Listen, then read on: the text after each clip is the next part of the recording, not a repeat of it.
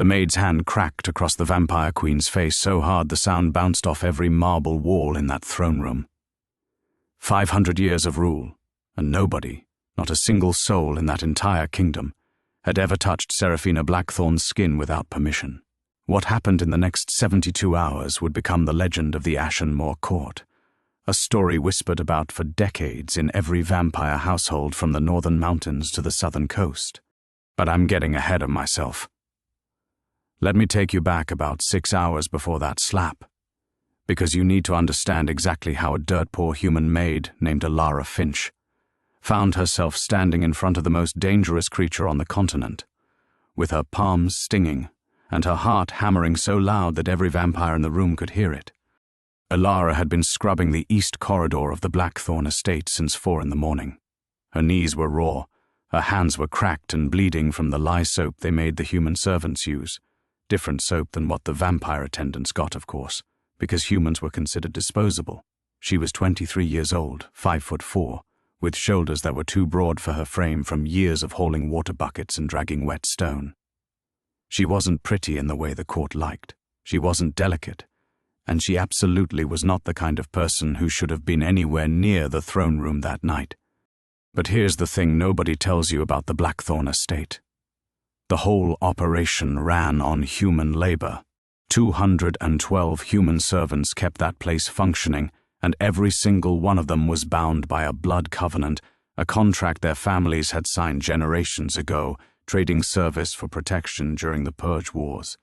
The deal was simple: work for the vampires, stay alive, don't ask questions, and for 160 years that system held together without a crack, until Marin.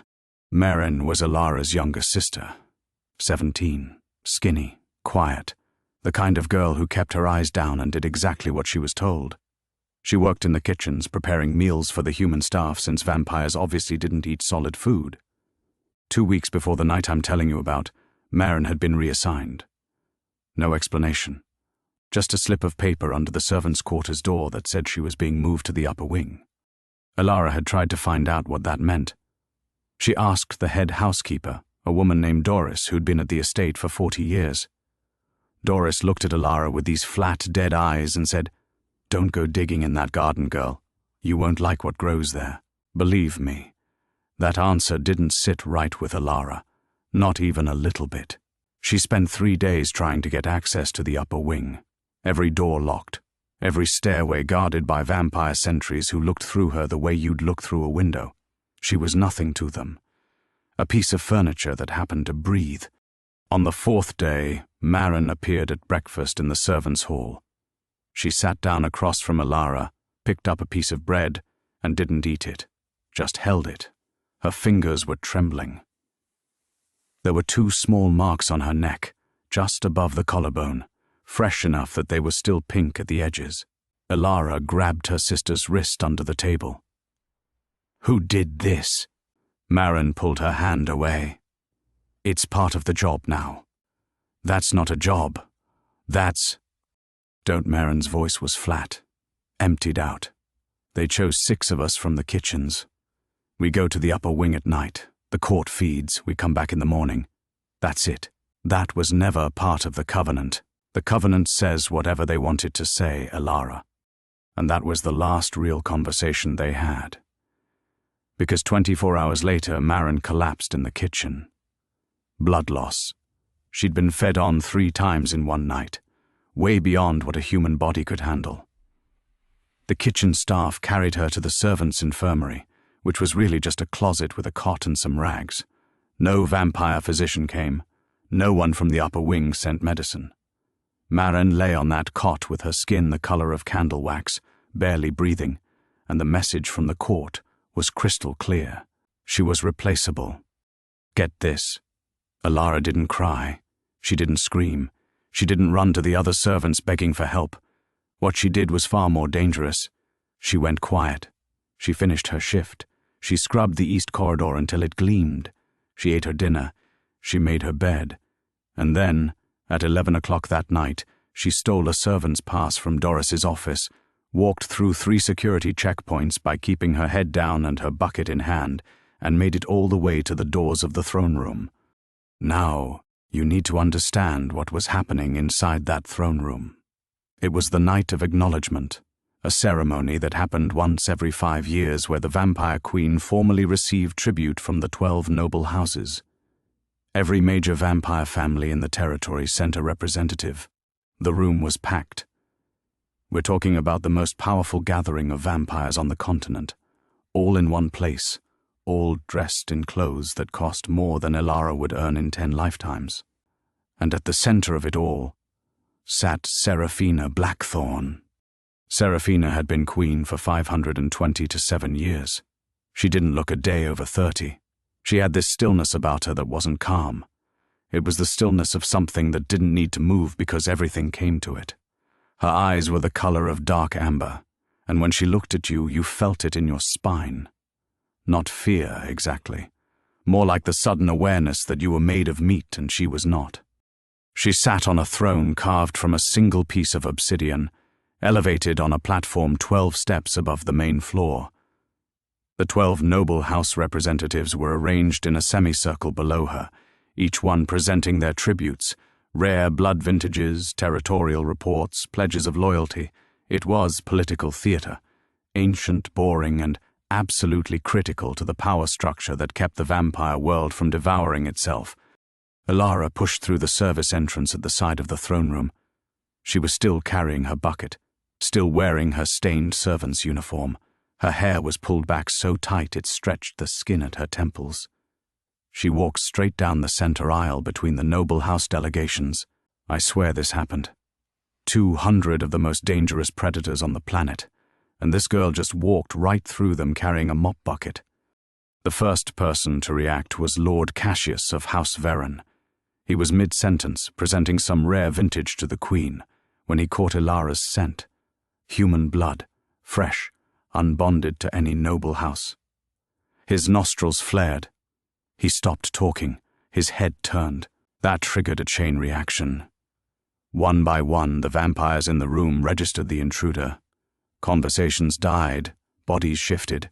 Every predator instinct in the room locked onto the small human woman walking toward the throne like she had every right to be there. Elara didn't slow down. She set the bucket on the ground at the base of the throne steps. She straightened up. She looked directly at Seraphina Blackthorn, and she said, "My sister is dying because your court used her like a wine bottle. I want to know if you ordered it." Dead silence. Now you have to understand the scale of what just happened. A human servant, the lowest rung of the social ladder, had just walked uninvited into the most important ceremony in vampire society, interrupted a 500-year-old queen, and demanded an answer. In front of everyone, in front of the noble houses, in front of the entire power structure that kept Seraphina on her throne. This wasn't brave. This was suicide. Lord Cassius recovered first. He took 3 steps toward Elara, his hand already raised. "You dare? I wasn't talking to you." Elara didn't even look at him. Her eyes stayed fixed on the Queen. Cassius's jaw tightened so hard the tendons in his neck stood out. He glanced up at Seraphina, waiting for permission. One nod, and he would have torn Elara apart right there on the marble floor.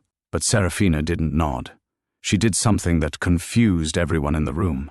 She leaned forward on her throne, not angry, not amused, something else, something that none of the noble house representatives had seen on her face in centuries. She was curious. "Your sister," Seraphina said. Her voice was low, carrying weight without volume. "What's her name?" Marin Finch.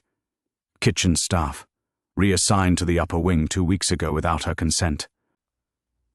"And you are?" Elara Finch. East Corridor. "I scrub your floors."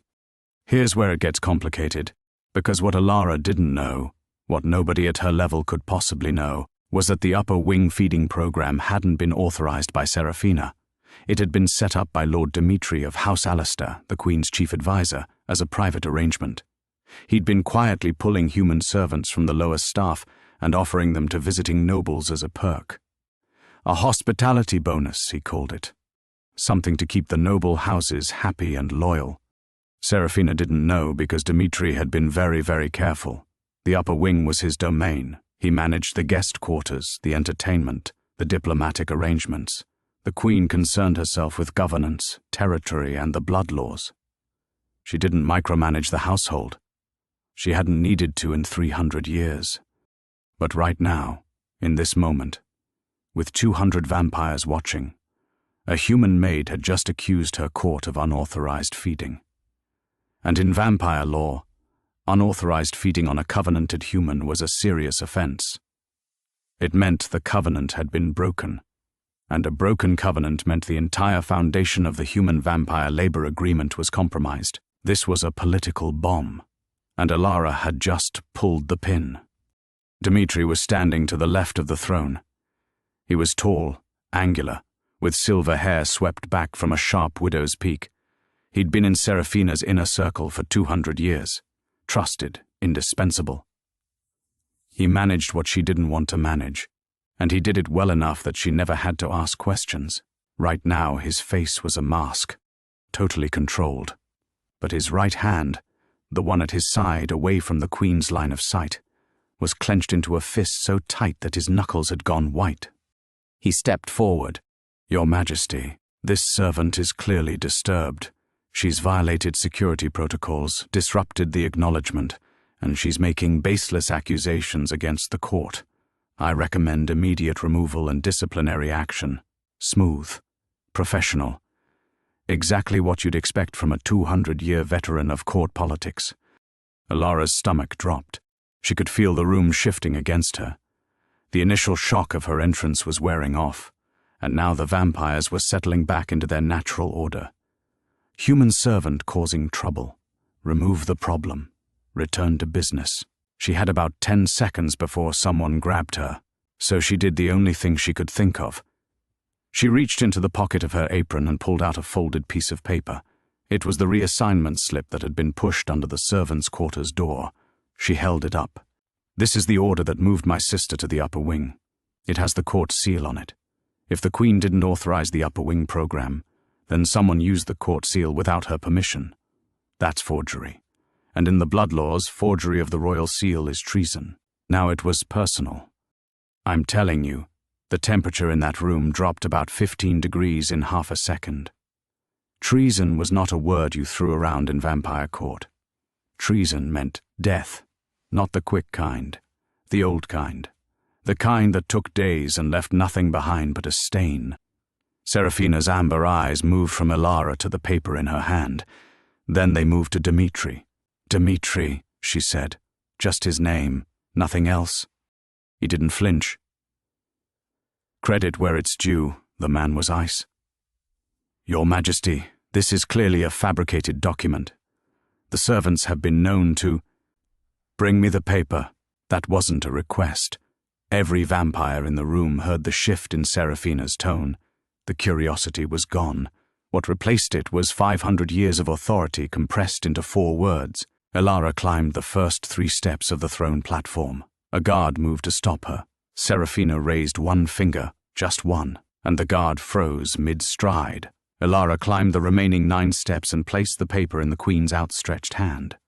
This is the part where most people would have stepped back, retreated, put distance between themselves and the most powerful vampire in existence. Alara didn't. She stood right there, 3 feet from the throne, close enough to see the faint web of veins beneath Serafina's porcelain skin. Serafina unfolded the paper. She read it. Her expression didn't change, but something happened with her hands.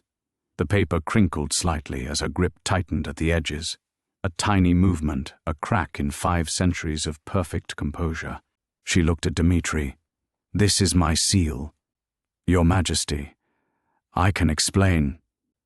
"This is my seal, Dmitri. I didn't authorize it. There are 6 humans in my upper wing being fed upon outside the covenant, and this paper has my seal on it." Dmitri's mask slipped, just for a second. His eyes darted, not to the Queen, not to the guards, but to Lord Cassius. A quick glance, a fraction of a second, but Alara caught it. And more importantly, Serafina caught it. And right there, in that tiny eye movement, the entire shape of the conspiracy revealed itself. Dmitri and Cassius, working together. using the upper wing program to build loyalty among the noble houses by offering them unauthorized access to human blood servants, building a coalition, building power. Right under the Queen's nose, Serafina stood up from her throne. I want you to understand something. In 500 years of rule, witnesses could count on one hand the number of times Serafina Blackthorn had stood during a formal ceremony. She conducted business from the throne, always. Standing meant something had moved beyond politics into something personal. "Lord Cassius," she said, "step forward." Cassius was smart enough to look scared. He was old, 300 years give or take, but he was nothing compared to Serafina. He took 2 steps forward, his chin raised in a show of defiance that fooled absolutely no one. "Your Majesty, how many times have you fed from my covenanted staff in the upper wing? I don't know what you're... I can smell her on you." Serafina's voice hadn't risen. It didn't need to. "The girl, Marin, I can smell her blood on your breath from 12 steps away. You fed from her tonight, didn't you, before the ceremony?" No answer. "Didn't you?" Cassius swallowed. The defiant chin dropped half an inch. "It was offered to me. By your court. I assumed..." "You assumed my court could authorize access to covenanted humans without my knowledge. You assumed wrong. Now here's where things take a turn that nobody in that room expected. Because while all of this was happening, while Serafina was dissecting the conspiracy in real time, while Dmitri was calculating his exit strategy, while Cassius was trying to talk his way out of a treason charge, Elara was still standing 3 feet from the throne, still within arm's reach of the Queen, still holding her ground, and she was shaking. Not from fear, from rage. Because none of this, not the politics, not the treason, not the power games, none of it had anything to do with her sister lying on a cot in a closet, barely alive. This was vampires arguing about vampires, about seals and protocols and who had the right to do what. Marin was just evidence, a data point, a paper trail. Elara's hands curled at her sides, her jaw set. And before anyone could stop her, before Serafina had finished dealing with Cassius, Elara stepped forward and spoke directly to the Queen's face. "I don't care about your seal. I don't care about your laws. My sister is dying in a closet right now while you sort out your paperwork. Are you going to help her, or are you just going to punish the people who embarrassed you? You hear that? That wasn't a servant speaking to a queen. That was a human being demanding that a 500-year-old apex predator act with basic decency, in front of the entire court, with no leverage, no protection, and no way out. That's when Dmitri made his move. He'd been quiet for the last 2 minutes, watching the situation unravel, calculating. And he'd reached a conclusion that most cornered animals reach eventually. If you're going down, take someone with you, change the narrative, redirect the anger. "This is exactly what I warned you about, Your Majesty." His voice cut through the tension with practiced precision. "The humans are growing bold. This servant breaks into your ceremony, insults your court, questions your authority to your face, and you entertain it. This is what happens when you treat livestock with too much patience." He turned to address the noble houses directly. The covenant was a mistake. It always was. Humans serve one purpose: sustenance. This maid and her sister are proof that giving them structure, giving them rules, giving them the illusion of rights only breeds defiance. The upper wing program wasn't treason. It was progress. It was a return to the natural order. Trust me, that speech was calculated to do one thing: shift the room's anger from Dmitri to Elara. Make her the problem. Make the humans the threat. Turn a treason scandal into a debate about human rights, and suddenly Dmitri goes from criminal to visionary. And it almost worked. About a third of the noble house representatives were nodding. Not all of them. Not even most. But enough. The conservative faction, the ones who'd always viewed the covenant as a leash on vampire nature, they responded to Dmitri's words the way dry wood responds to a match. Lord Cassius straightened up. The fear left his face. He wasn't alone anymore. He had allies. He had an argument. "He's right," Cassius said, turning to the assembly. "Look at this creature, a floor scrubber, standing on the Queen's platform, demanding answers. If this doesn't prove that the Covenant has weakened us, nothing will. Alara felt the shift. She could see it in the faces of the vampires below. Some sympathetic, some hostile, all of them watching her like she was an exhibit in a trial. Her legs were starting to shake from standing so long. Her hands were still raw from the lye soap. She was exhausted, terrified, and completely, hopelessly outmatched. But Marin was still in that closet, so she stood there. Serafina hadn't moved. She was watching Dmitri and Cassius rally their faction with an expression that was impossible to read. The other noble house representatives were murmuring among themselves. The room was splitting. You could feel the fracture forming in real time. Not a clean break, but a crack running through the foundation of vampire society, right there on the throne room floor. And then Serafina did something that changed everything. She stepped down from the platform, not to the floor, just one step down, closer to Alara. Close enough that Alara could see the flecks of gold in those amber eyes, the faint lines at the corners of her mouth that were the only sign that this woman had existed for half a millennium. "What is your sister's favorite song?" Serafina asked.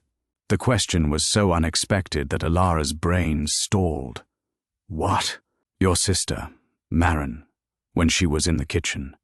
The kitchen staff sings while they work.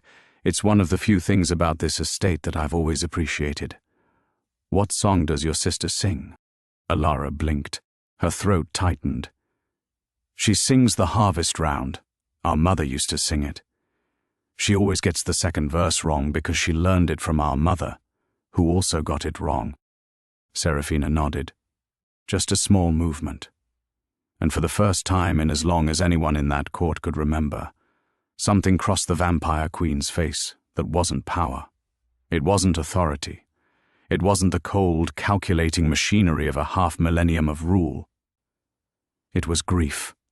"I had a sister," Serafina said, "before I was turned.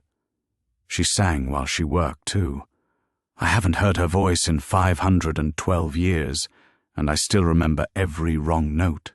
The room had gone completely still. Serafina turned away from Alara and faced Dmitri. She descended the remaining steps slowly.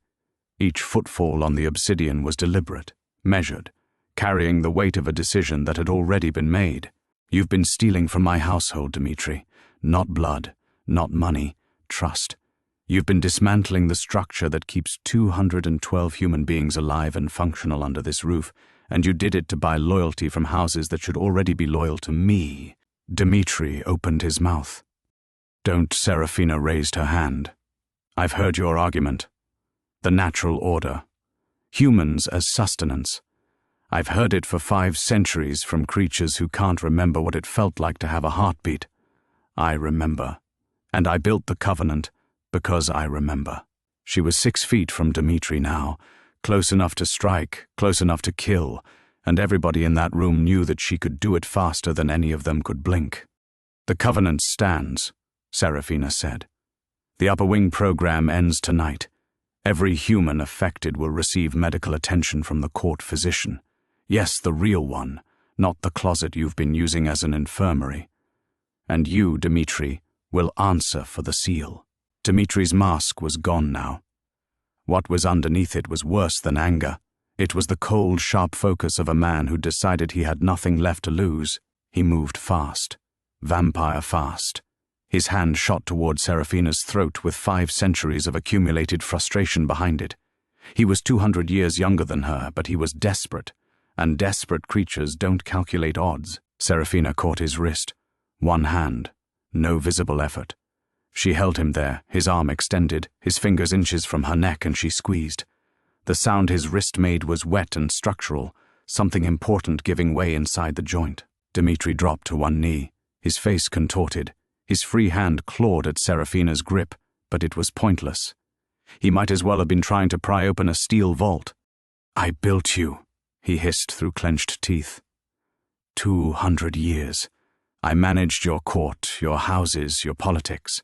Without me, you'd still be settling disputes in a stone hall with 30 vassals. Serafina looked down at him. "You managed beautifully, and you still couldn't resist taking what wasn't yours." She released his wrist.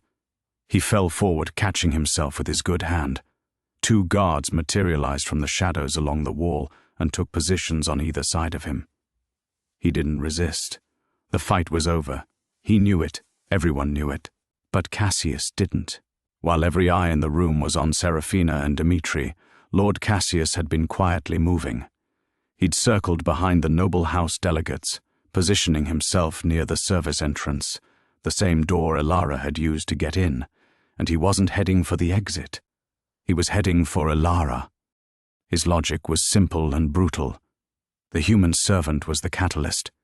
She'd brought the evidence, she'd made the accusation, she'd forced the Queen's hand, remove her, and the political narrative changes. Suddenly it's not about treason, it's about a tragic incident during a ceremony, a disturbed servant, a regrettable loss. Spin it right and Dmitri's arrest becomes overreach. Rally the conservative faction, challenge the Queen's judgment. All he needed was for Elara to be dead. He was 3 steps behind her when Elara felt it. Not a sound, not a movement. Something older. Something that lived in the base of her spine from generations of humans surviving in a world full of predators. An instinct that said move. She dropped. Not gracefully. Not like a trained fighter. She just crumpled her knees and went down, and Cassius's hand, clawed, extended, aimed at her neck, swept through the air where her head had been a quarter second earlier. He adjusted instantly. Vampires are fast. His second strike came downward, targeting her back. This one was going to connect. There was no dodging it. Elara was on the ground, off balance, with no training and no weapon, and absolutely no chance. The strike never landed. Seraphina crossed 20 feet of throne room in the time it took Cassius's arm to descend. She didn't grab him. She didn't block. She hit him with an open palm strike to the center of his chest that launched him backward off his feet and into the marble wall, with enough force to crack the stone behind his shoulders.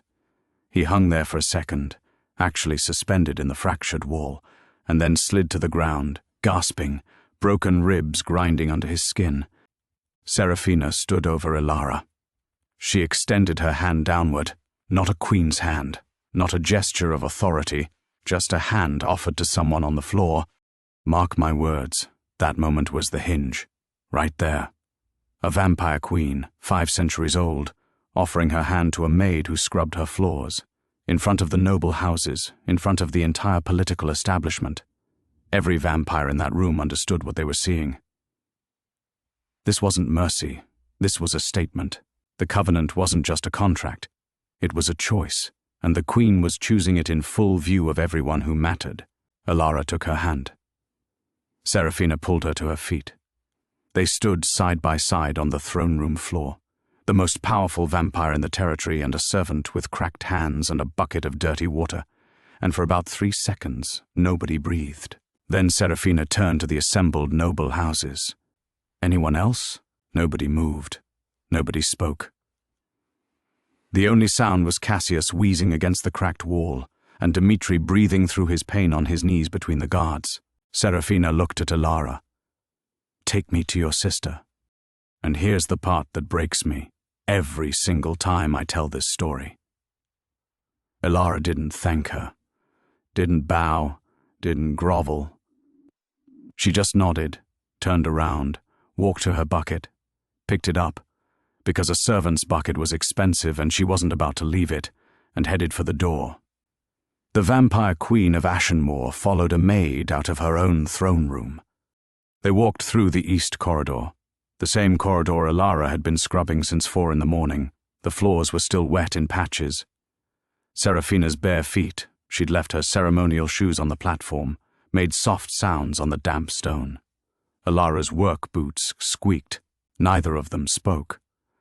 There was nothing to say that would have been worth more than what they'd already communicated. The servants' infirmary was exactly as Elara had described.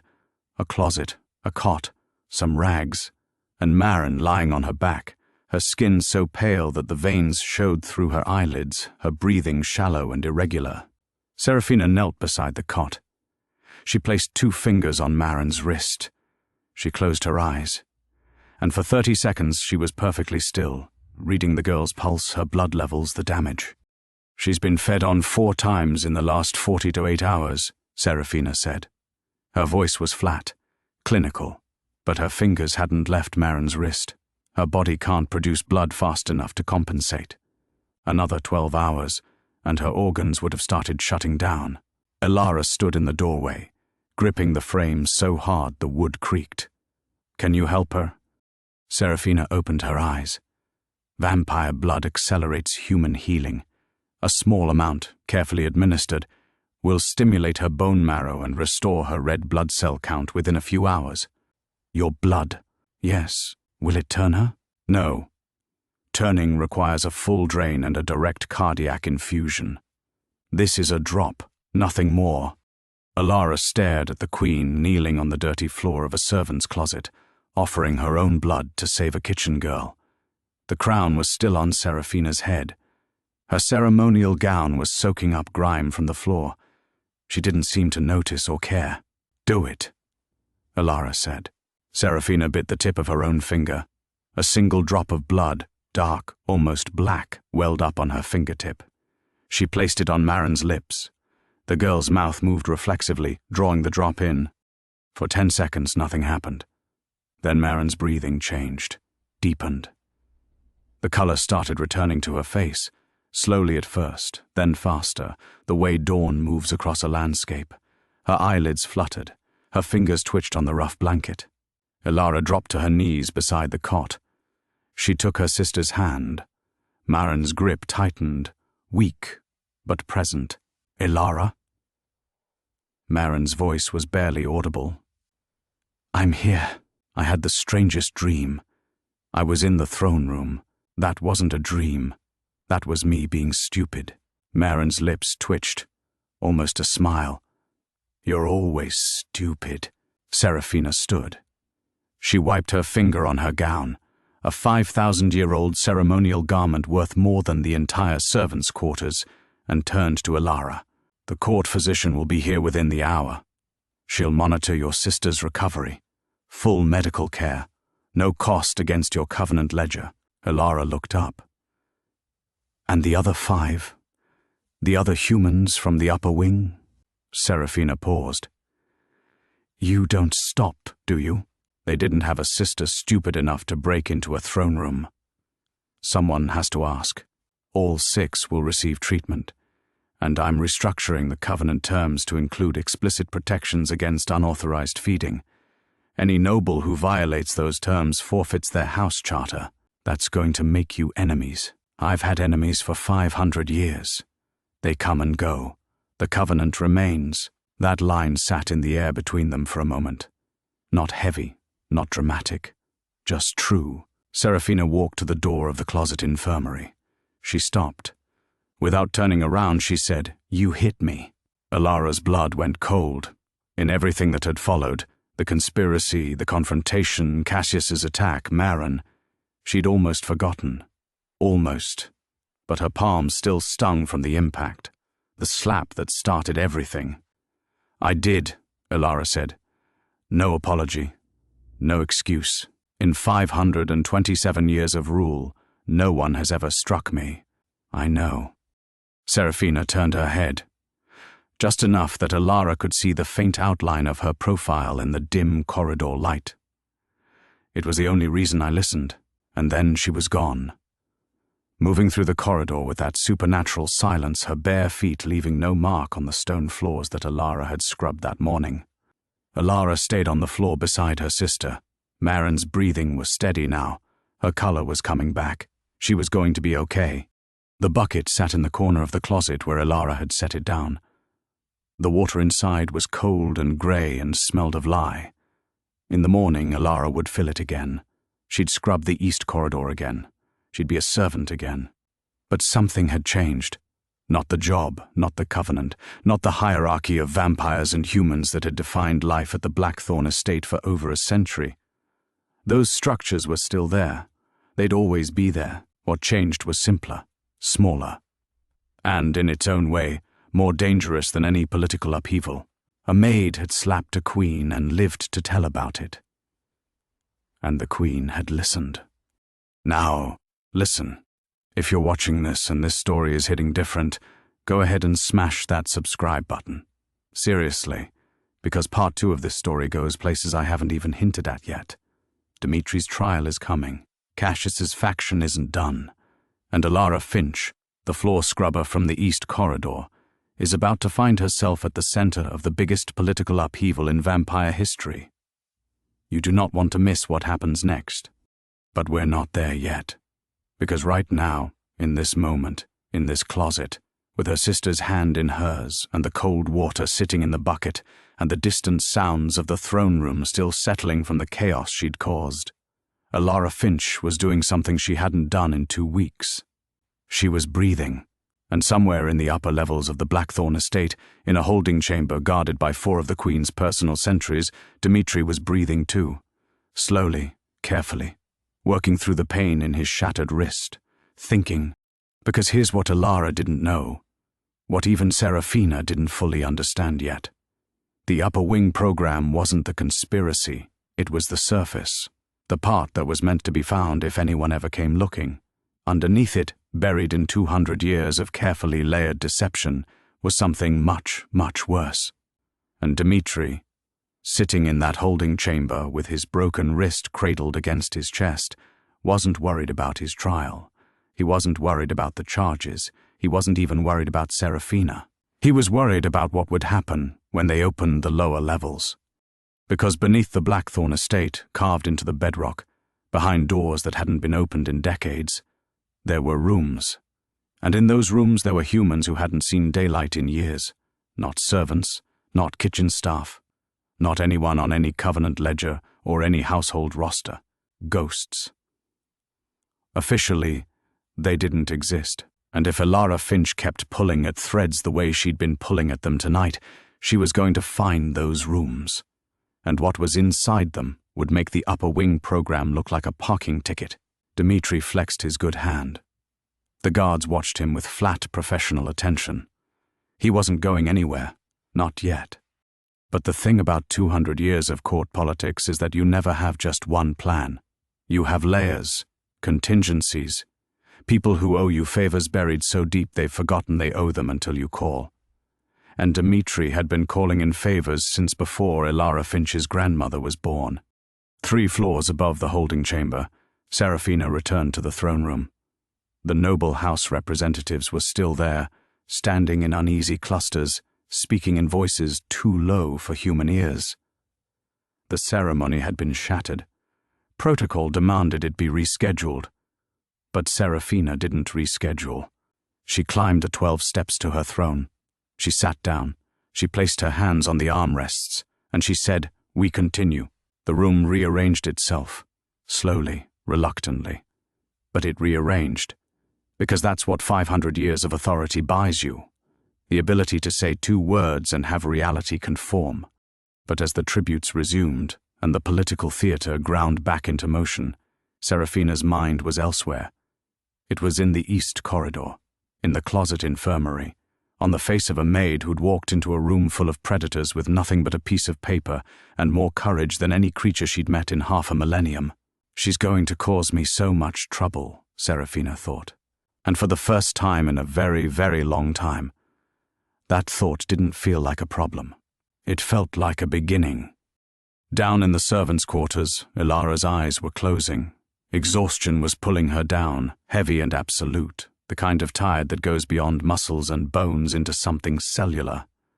She'd been awake for 22 hours. She'd scrubbed floors, stolen a pass, infiltrated a ceremony, accused a queen, survived 2 assassination attempts, and saved her sister's life. Tomorrow, there would be consequences, political fallout, questions from the other servants, possibly a new assignment, possibly something worse. The machinery of the vampire court would grind on, and she was now caught in its gears whether she wanted to be or not. But that was tomorrow. Tonight, Maren was breathing. The color was in her cheeks.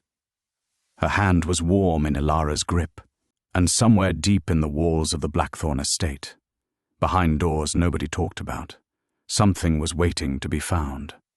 This story isn't over, not even close. What happened in that throne room was just the first domino. The chain reaction it started would reach into every corner of vampire society, shatter alliances that had stood for centuries, and force a 500-year-old queen to make a choice that no vampire monarch had ever made before. But that's for part 2. For now, remember this: a maid slapped a queen, and instead of dying, she started a revolution. Some legends begin with armies, some begin with prophecies, some begin with magic and destiny and ancient bloodlines. This one began with a bucket of dirty water and a girl who refused to look away.